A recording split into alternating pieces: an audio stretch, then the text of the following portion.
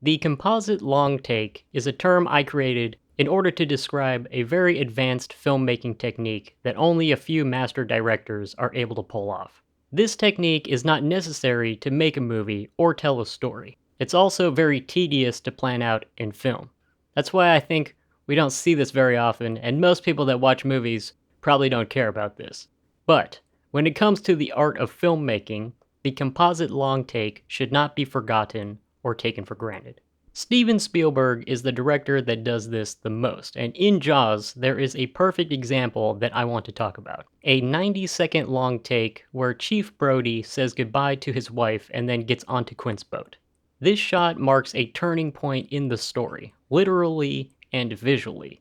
The story transitions from mostly being on land to being out in the open ocean, and instead of reacting to danger, they are now attacking it head on. It's a very important moment in the story. The danger that has been in the distance is now very close to the main character, and this long duration shot adds tension and anticipation to what is going to come next.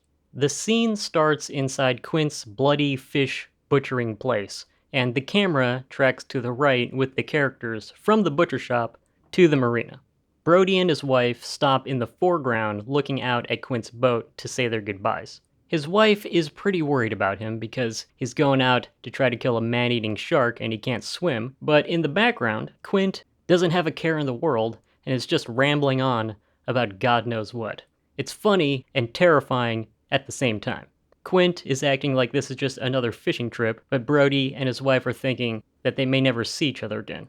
This duality, comedy layered over fear, gives the scene emotional depth, and you can feel the weight of the moment without ever being told. Then, in the middle of the shot, something really awesome happens. When his wife says to him, What am I going to tell the kids? suddenly Quint goes silent. The only thing you can hear is ambient marina sounds. With a pause and no dialogue, the weight of the moment sinks in. Silence becomes storytelling.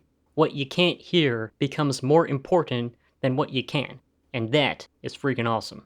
There's also visual conflict embedded everywhere you look. In this shot, the conflict that is most prominent are lines. Vertical lines, intersecting lines, shadows of lines. The point is, lines are a type of conflict and they give the frame energy and tension.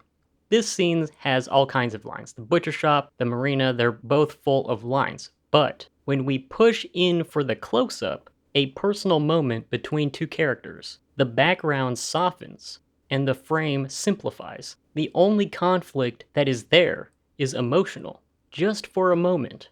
And then the camera retreats back into visual chaos as Brody leaves his wife behind to go kill a giant man-eating shark.